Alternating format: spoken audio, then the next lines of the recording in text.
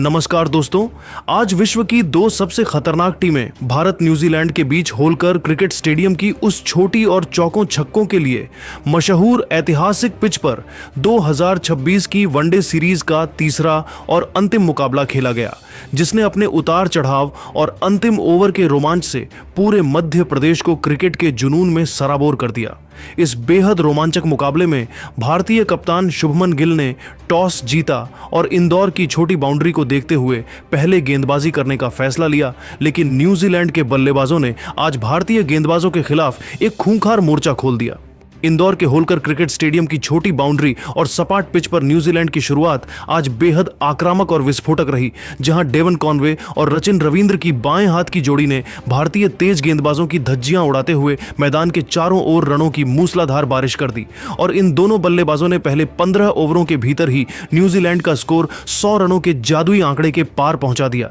जिससे भारतीय कप्तान शुभमन गिल के चेहरे पर चिंता की लकीरें साफ नजर आने लगी थीं। न्यूजीलैंड के ये दोनों बल्लेबाज भारतीय आक्रमण पर इस कदर हावी थे कि प्रसिद्ध कृष्णा और हर्षित राणा की रफ्तार भी उन्हें रोकने में नाकाम साबित हो रही थी। लेकिन खेल के 18वें ओवर में दोबारा गेंदबाजी करने आए प्रसिद्ध कृष्णा ने एक सटीक बाउंसर का इस्तेमाल किया, जिसने भारत को पहली बड़ी सफलता दिलाई, जिससे डेवन कॉनवे पुल शॉट खेलने के प्रयास में 45 गेंदों पर 52 रन बनाकर आउट हो गए। उनकी इस अर्धशतकीय पारी में 6 शानदार चौके और 2 गगनचुंबी छक्के शामिल हैं।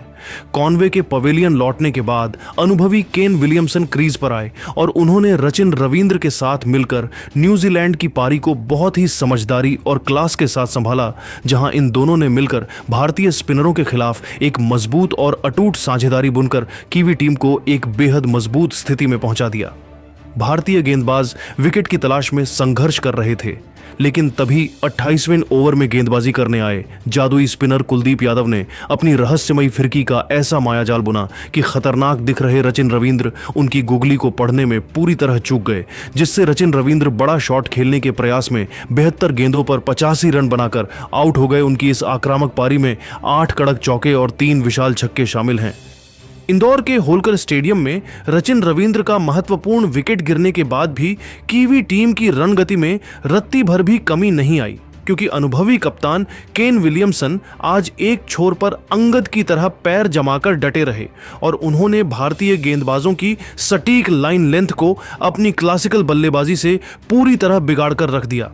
विलियमसन ने मैदान के चारों ओर गैप्स ढूंढने की अपनी अद्भुत कला का प्रदर्शन किया और जब खेल के 35वें ओवर में युवा तेज गेंदबाज हर्षित राणा दोबारा गेंदबाजी करने आए तो केन ने उनकी पहली ही गेंद पर एक जादुई पंच मारकर गेंद को सीमा रेखा के बाहर भेजा और इसके बाद एक और कलात्मक शॉट खेलकर इंदौर के इस ऐतिहासिक मैदान पर अपना एक और शानदार अर्धशतक पूरा किया। केन विलियमसन आज जिस सादगी और सटीकता के साथ बल्लेबाजी कर रहे थे, उसे देखकर ऐसा लग रहा था कि वह आज एक बड़े शतक की ओर बढ़ रहे हैं और न्यूजीलैंड का स्कोर 300 के पार ले जाने के लिए पूरी तरह प्रतिबद्ध नजर आ रहे थे। लेकिन नियति को कुछ और ही मंजूर था, जहां वह अपनी इस बेहतरीन पारी को शतक में तब्दील करने से मात्र कुछ ही रन पहले अपना संयम खो बैठे और मैट हेनरी की तरह भारतीय गेंदबाजों को विकेट दे बैठे, जिससे केन विलियमसन कवर ड्राइव खेलने के प्रयास में 68 गेंदों पर 74 रन बनाकर आउट हो गए। उनकी इस कप्तानी पारी में 7 कड़क चौके और एक दर्शनीय छक्का शामिल है। केन विलियमसन के पवेलियन लौटने के बाद न्यूजीलैंड की पारी के अंतिम डेथ ओवरों की जिम्मेदारी मार्क चैपमैन और अनुभवी टॉम लैथम की जोड़ी पर आ गई थी, जिन्होंने क्रीज पर आते ही भारतीय गेंदबाजों पर निर्दयी और प्रलयकारी प्रहार करने शुरू कर दिए, जिससे मैदान का कोई भी कोना इन दोनों के विध्वंसक प्रहारों से अछूता नहीं रहा और इंदौर की छोटी बाउंड्री कीवी बल्लेबाजों के लिए वरदान साबित होने लगी। विशेष रूप से जब खेल के 42वें ओवर में भारत के सबसे भरोसेमंद डेथ ओवर गेंदबाज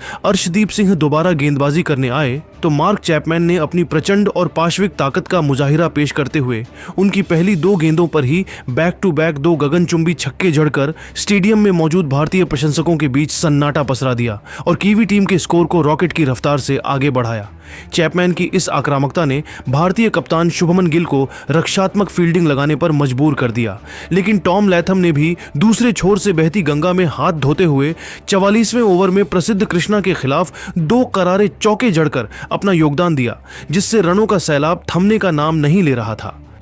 इन दोनों बल्लेबाजों ने मिलकर अंतिम 5 ओवरों में भारतीय गेंदबाजों की जमकर खबर ली और विशेषकर हर्षित राणा के 46वें ओवर में 18 रन बटोरकर न्यूजीलैंड की स्थिति को हिमालय जैसी मजबूत बना दिया, जहां मार्क चैपमैन ने अपनी आतिशी पारी को जारी रखते हुए भारतीय खेमे में खलबली मचा दी थी। टॉम लैथम ने भी अपनी चतुराई का परिचय दिया और धीमी गेंदों को भांपते हुए विकेट के पीछे शानदार स्कूप शॉट्स खेले, जिससे भारतीय तेज गेंदबाजों का मनोबल गिरने लगा और अंतिम ओवरों में कीवी टीम ने 340 का आंकड़ा पार कर लिया। न्यूजीलैंड की टीम ने भारतीय गेंदबाजों के तमाम संघर्ष के बावजूद निर्धारित 50 ओवरों के भीषण खेल के बाद 5 विकेट के नुकसान पर 348 रनों का एक विशाल चुनौतीपूर्ण और लगभग अभेद्य स्कोर बोर्ड पर टांग दिया, जहां मार्क चैपमैन 28 गेंदों पर 46 रन पर नाबाद रहे और उनके साथ माइकल ब्रेसवेल ने भी अंतिम पलों में 12 गेंदों पर 18 रन पर नाबाद रहकर कीवी टीम को एक मानसिक बढ़त दिला दी। न्यूजीलैंड के बल्लेबाजों के इस सामूहिक और आक्रामक प्रदर्शन ने भारतीय टीम के सामने यह साफ कर दिया था कि आज इंदौर में जीत हासिल करने के लिए रोहित शर्मा और विराट कोहली को कुछ करिश्माई बल्लेबाजी करनी होगी, क्योंकि 349 रनों का यह पहाड़ जैसा लक्ष्य किसी भी टीम के लिए एक बहुत बड़ी चुनौती होने वाला था। टॉम लैथम ने भी दूसरे छोर से अपनी आक्रामकता जारी रखी और भारतीय डेथ ओवर गेंदबाजों की गति का बखूबी इस्तेमाल किया, जिससे अंतिम 5 ओवरों में न्यूजीलैंड ने 60 से अधिक रन बटोर लिए, जहां 49वें ओवर में गेंदबाजी करने आए। प्रसिद्ध कृष्णा के खिलाफ लैथम ने 2 शानदार चौके जड़े और टीम के स्कोर को एक अभेद्य ऊंचाई तक पहुंचा दिया। न्यूजीलैंड की टीम ने भारतीय गेंदबाजों के तमाम प्रयासों के बावजूद निर्धारित 50 ओवरों के भीषण खेल के बाद 5 विकेट के नुकसान पर 348 रनों का एक विशाल चुनौतीपूर्ण और हिमालय जैसा स्कोर बोर्ड पर टांग दिया, जहां मार्क चैपमैन 38 गेंदों पर 46 रन पर नाबाद रहे और उनके साथ माइकल ब्रेसवेल 12 गेंदों पर 18 रन पर नाबाद रहे। न्यूजीलैंड के बल्लेबाजों के इस सामूहिक और आक्रामक प्रदर्शन ने भारतीय टीम के सामने सीरीज जीतने के लिए 349 रनों का एक अत्यंत कठिन और लगभग नामुमकिन लक्ष्य पेश कर दिया है, क्योंकि इंदौर की इस छोटी बाउंड्री पर न्यूजीलैंड के गेंदबाजों के खिलाफ इतने बड़े लक्ष्य का पीछा करना किसी अग्नि परीक्षा से कम नहीं होने वाला था। कीवी टीम ने जिस तरह से अपनी पारी का अंत किया, उसने यह साफ कर दिया था कि आज भारतीय बल्लेबाजों को अपनी पूरी ताकत झोंकनी होगी, क्योंकि 348 रनों का यह स्कोर न्यूजीलैंड को मानसिक रूप से बहुत ऊपर ले जा चुका था।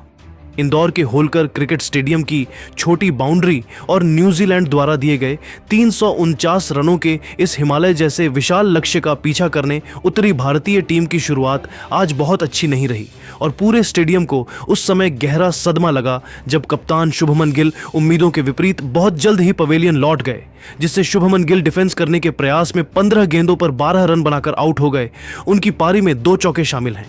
गिल के जाने के बाद ऋतुराज गायकवाड़ और हिटमैन रोहित शर्मा ने भारतीय पारी को संभालने का मोर्चा संभाला और रनों की रफ्तार को धीरे धीरे बढ़ाना शुरू किया, जहां रोहित ने मैट हेनरी के खिलाफ कुछ कड़क शॉट लगाकर अपने इरादे साफ किए, लेकिन न्यूजीलैंड के गेंदबाजों ने हार नहीं मानी और 12वें ओवर में गेंदबाजी करने आए जेकब डफी ने अपनी एक अतिरिक्त उछाल वाली गेंद पर ऋतुराज गायकवाड़ को चकमा देकर भारत को दूसरा बड़ा झटका दिया,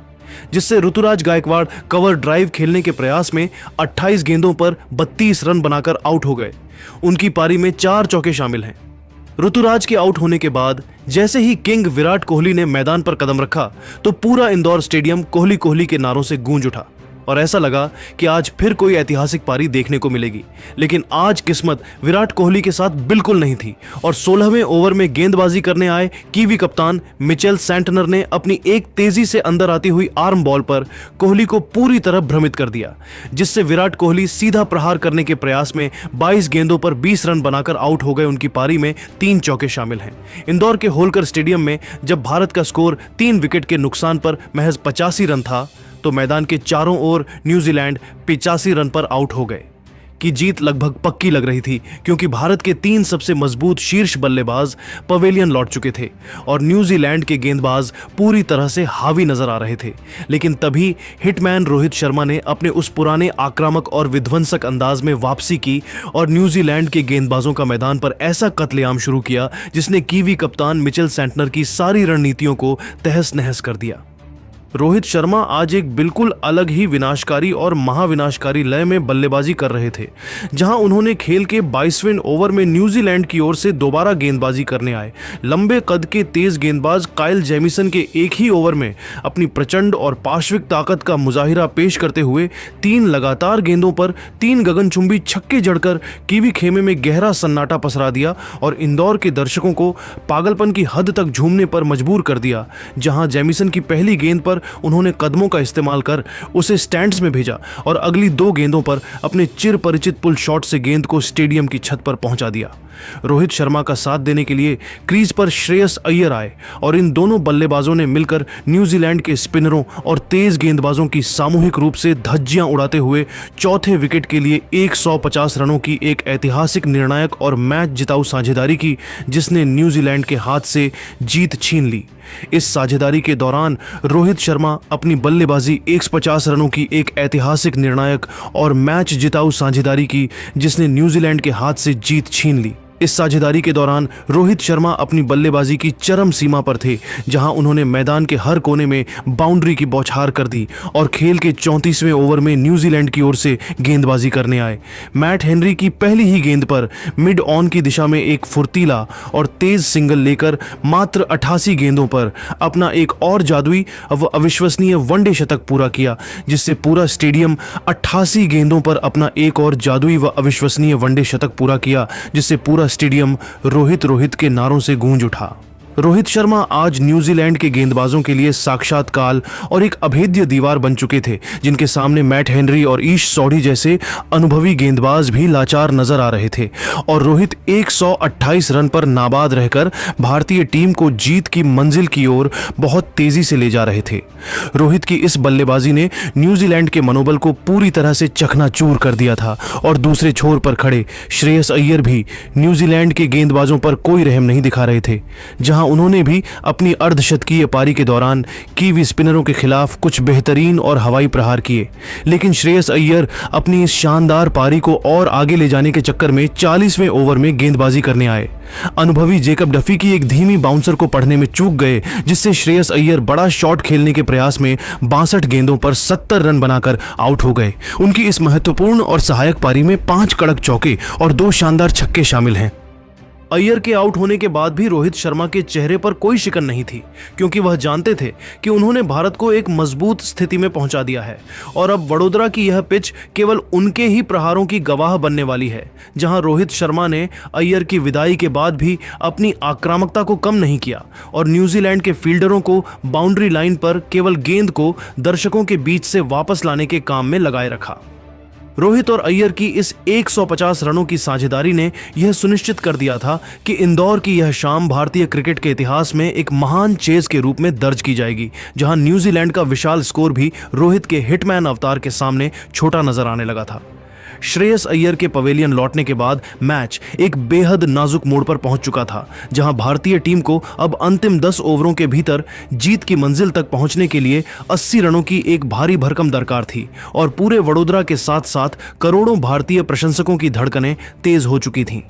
मैदान पर इस समय हिटमैन रोहित शर्मा का साथ देने के लिए भारतीय उपकप्तान और फिनिशर हार्दिक पांड्या मौजूद थे, जिन्होंने क्रीज पर कदम रखते ही न्यूजीलैंड के गेंदबाजों को यह संदेश दे दिया कि भारत इस लक्ष्य को हासिल किए बिना रुकने वाला नहीं है। खेल के 44वें ओवर में जब न्यूजीलैंड की ओर से लेग स्पिनर ईश सोढ़ी दोबारा गेंदबाजी करने आए, तो हार्दिक पांड्या ने अपनी प्रचंड पावर हिटिंग का अद्भुत मुजाहिरा पेश करते हुए उनकी 2 लगातार गेंदों को स्टैंड्स के पार पहुंचाकर 2 शानदार और दर्शनीय छक्के जड़े, जिससे रनों का अंतर अचानक कम होने लगा। मैच अब अपने अंतिम रोमांच और चरम सीमा की ओर बढ़ रहा था, जहां एक तरफ रोहित शर्मा 145 रन पर नाबाद रहकर इतिहास रचने और एक विशाल जीत के बिल्कुल करीब पहुंच चुके थे, लेकिन तभी खेल के 48वें ओवर में न्यूजीलैंड के सबसे तेज गेंदबाज लॉकी फर्ग्यूसन की एक 150 किलोमीटर प्रति घंटे की रफ्तार वाली आग उगलती बाउंसर ने पूरे स्टेडियम को एक पल के लिए सन्न कर दिया। रोहित शर्मा उस अतिरिक्त गति को भांपने में मामूली रूप से चूक गए, जिससे रोहित शर्मा अपना पसंदीदा पुल शॉट खेलने के प्रयास में 132 गेंदों पर 148 रनों की एक महान, अविश्वसनीय और मैच जिताऊ पारी खेलकर आउट हो गए। उनकी इस वीरगाथा वाली पारी में 12 कड़क चौके और 9 गगनचुंबी छक्के शामिल हैं, जिन्होंने न्यूजीलैंड के गेंदबाजी आक्रमण को तहस नहस कर दिया था।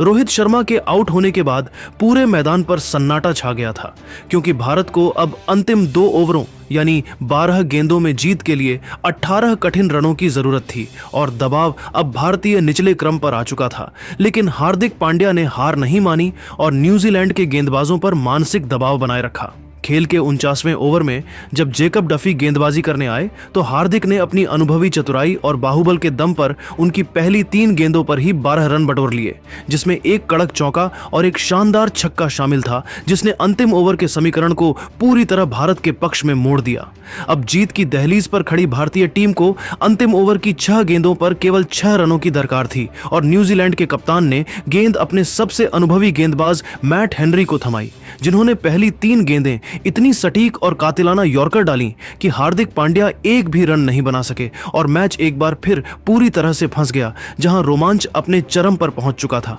पूरा वडोदरा स्टेडियम अपनी सांसें थामे खड़ा था, लेकिन तभी खेल की चौथी गेंद पर हार्दिक पांड्या ने अपने बल्ले का पूरा जोर लगाते हुए और अपनी बाजुओं की ताकत दिखाते हुए गेंद को लॉन्ग ऑन बाउंड्री के मीलों पार एक गगनचुंबी छक्के के लिए भेज दिया और भारतीय टीम को इंदौर के इस ऐतिहासिक मैदान पर एक यादगार, रोंगटे खड़े कर देने वाली और अविश्वसनीय जीत दिला दी, जिससे हार्दिक पांड्या 25 गेंदों पर 38 रन पर नाबाद रहे और दूसरे छोर पर रविंद्र जडेजा 1 गेंद पर 4 रन बनाकर नाबाद रहे। भारतीय टीम ने न्यूजीलैंड द्वारा दिए गए इस हिमालय जैसे विशाल लक्ष्य को 50वें ओवर की चौथी गेंद पर 5 विकेट के नुकसान पर 352 रन बनाकर सफलतापूर्वक हासिल कर लिया और इस रोमांचक जीत के साथ भारत ने न्यूजीलैंड का 3-0 से ऐतिहासिक सूपड़ा साफ कर चमचमाती वनडे ट्रॉफी पर शान से अपना कब्जा जमा लिया। रोहित शर्मा को उनकी 148 रनों की साहसी, बेमिसाल और शतकीय वीरगाथा वाली पारी के लिए सर्वसम्मति से मैन ऑफ द मैच चुना गया और पूरी सीरीज के दौरान अपने बल्ले से तबाही मचाने के लिए उन्हें मैन ऑफ द सीरीज के प्रतिष्ठित पुरस्कार से नवाजा गया, जिसने यह साबित कर दिया कि हिटमैन का राज आज भी क्रिकेट की दुनिया पर बरकरार है। तो दोस्तों, आपके हिसाब से भारत की इस ऐतिहासिक सीरीज जीत का सबसे बड़ा और असली महानायक कौन है?